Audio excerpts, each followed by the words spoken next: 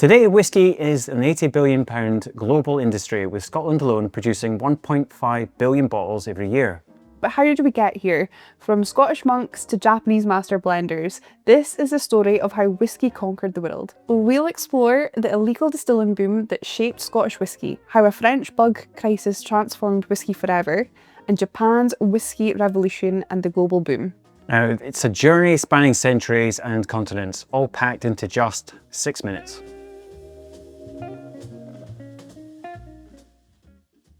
First, let's bust some popular myths. Many people think monks invented whisky, but almost certainly did not. Now, whilst monks did distill alcohol for medicinal purposes, the art of distillation was actually known throughout Europe, the Middle East and Asia for centuries beforehand. And here's another myth, that Scottish whisky is older than Irish whisky. Actually, the Irish were likely distilling first. In fact, the earliest mention of whisky in Ireland comes from the Annals of Clonmacnoise, which attributes the death of a chieftain in 1405 to taking a servit of aqua vitae, which is water of life, or what we now obviously call whisky. In Scotland, the first evidence of whisky production comes from an entry in the Exchequer Rolls for 1495, where malt is sent to Friar John Corr by order of the king to make aqua vitae. This was enough malt to make 500 bottles, suggesting distilling was already well established even then. Early whisky making was all about preserving excess grain. After harvest, farmers needed a way to use their surplus before it spoiled. They would first make beer from the grain, then distill this wash in simple pot stills, often made from copper because it helped remove unwanted sulphur compounds. The process was incredibly inefficient. They had to distill it at least twice to get a decent spirit, and then the quality varied enormously. For centuries, whisky production remained small scale and local, with farmers distilling their excess grain with little interference. But in 1707, the Act of Union between Scotland and England brought hefty new taxes on Scottish whisky production.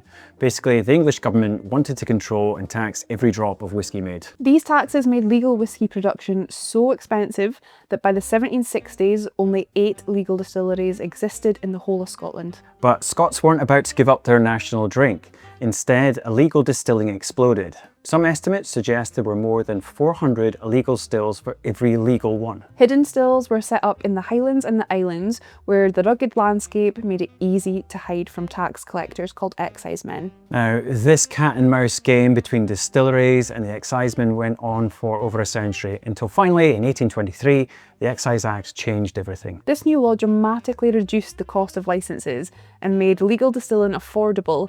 Suddenly, hidden stills could come out of the shadows and become legitimate businesses.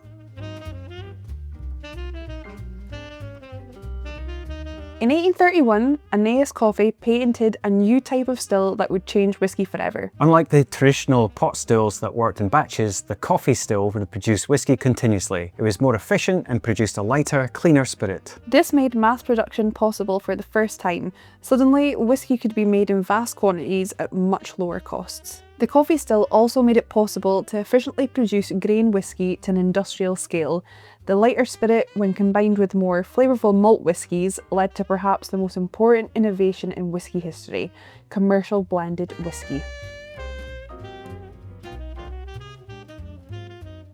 Another significant event that happened in the 1860s was disaster striking France. A pest called phylloxera destroyed most of their grapevines. Suddenly, cognac, the world's favourite luxury spirit, was in short supply, and this created an opportunity that would change whisky forever. Scottish distillers stepped in to fill this gap, particularly with their newly developed blended whiskies.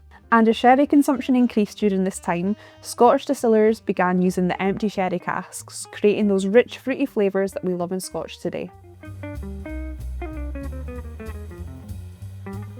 By the early 1900s, Irish whiskey was actually the world's most popular spirit, but then came Prohibition in America. When the US banned alcohol in 1920, it devastated the Irish whiskey industry, which relied heavily on American sales. Scottish distilleries, with their stronger European markets and better bootlegging connections, survived. When Prohibition ended in 1933, they were ready to supply America, as most Irish distilleries had closed. In 1918, a young Japanese chemist named Masataka Taketsura travelled to Scotland to learn the art of whisky making. He studied chemistry at the University of Glasgow and apprenticed at several distilleries. He returned to help establish Japanese first whisky distillery, Yamazaki, in 1923, but the Japanese didn't just copy Scottish methods, they perfected them.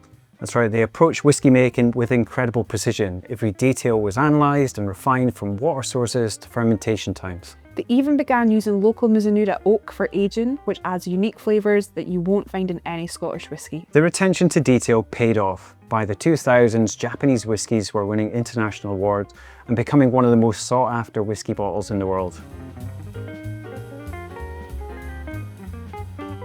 And that brings us to today. Whisky is now produced in over 30 countries. From Taiwan to Tasmania, India to Ireland, new distilleries are opening up all the time.